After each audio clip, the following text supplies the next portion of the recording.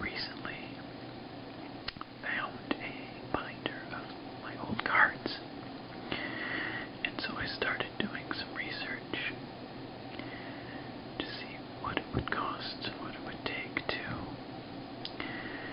finish my collection from base set and a couple of the other early sets they released.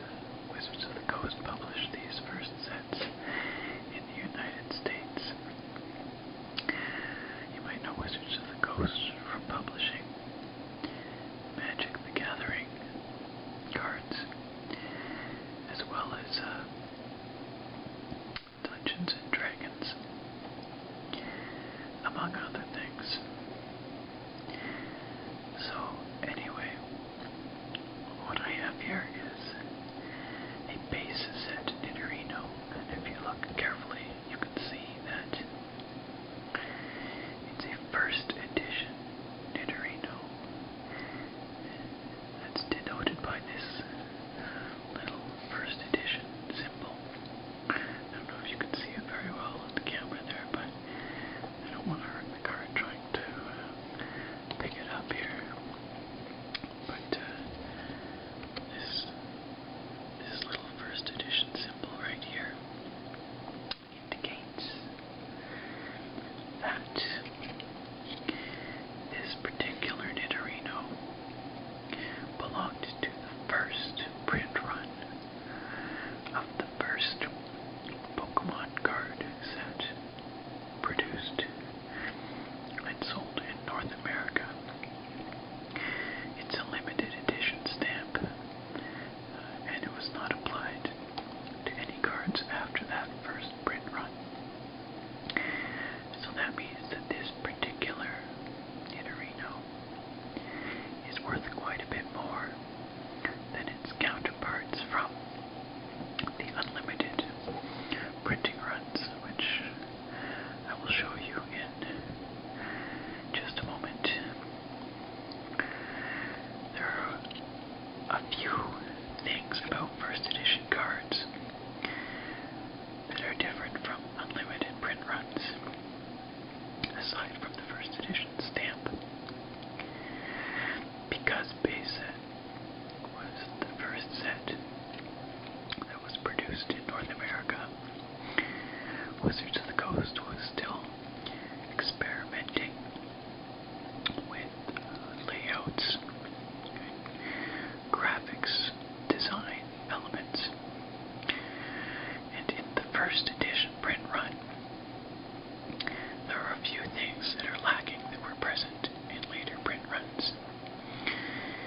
For one thing, the HP, the hit points text, is much thinner than in later print runs. In the unlimited print runs, it's a much bolder font. Additionally, there's no drop shadow along the side of the picture here. When I show you the unlimited version of Nidorino, you'll see that there's a drop shadow that was added in later print runs to give the card a bit more depth. So this is a first edition Nidorino, and it's in fairly good condition. First edition cards, especially from base set, are quite hard to come by and fairly sought after by collectors, because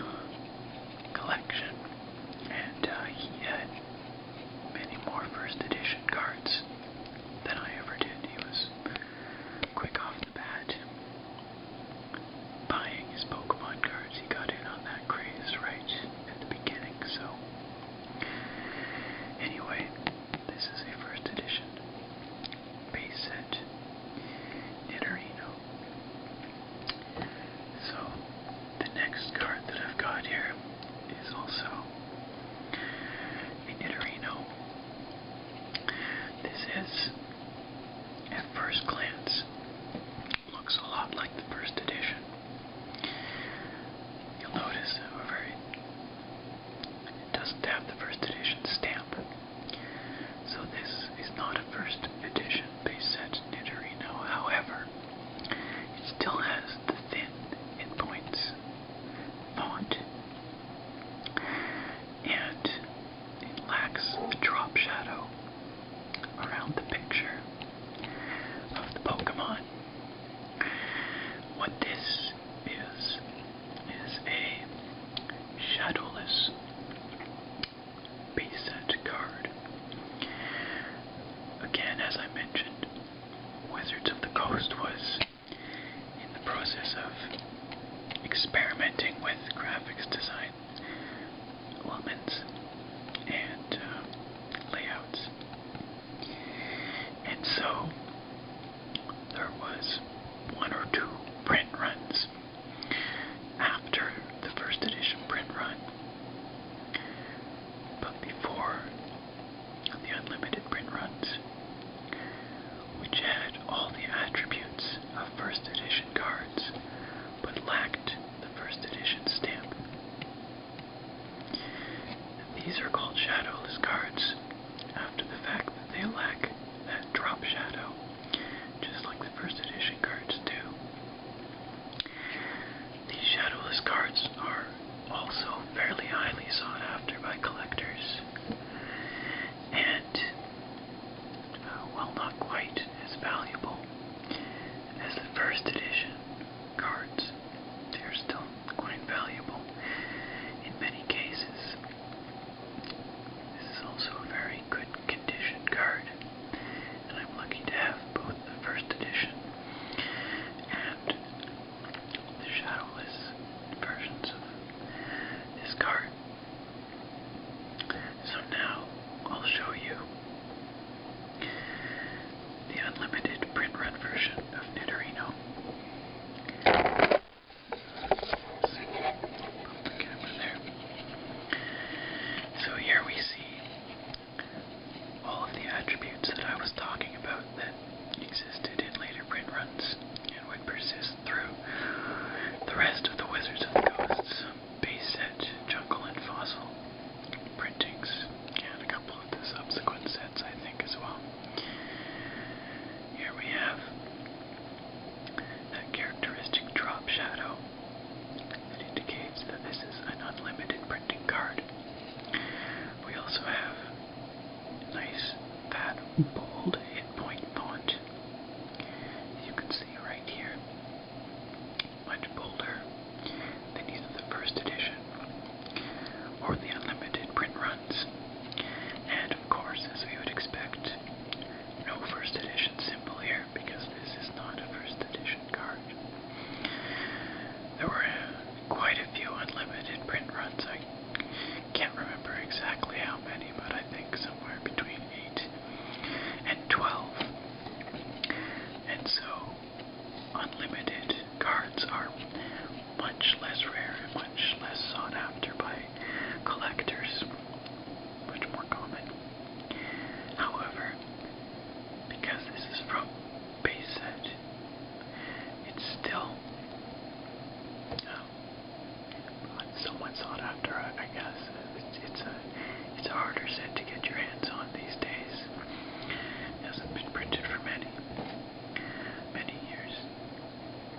So here I'll provide a side-by-side comparison of the unlimited Nidorino with its drop shadow and thick endpoints font next to the Shadowless Nidorino. You can see it's a lighter printing in general as well. It's just not quite as dark and not quite as saturated as the unlimited Nidorino over here. When they're side by side like this, the differences become quite apparent. Now, I'll compare that also to the first edition Nidorino. You can see that both the unlimited and first edition printings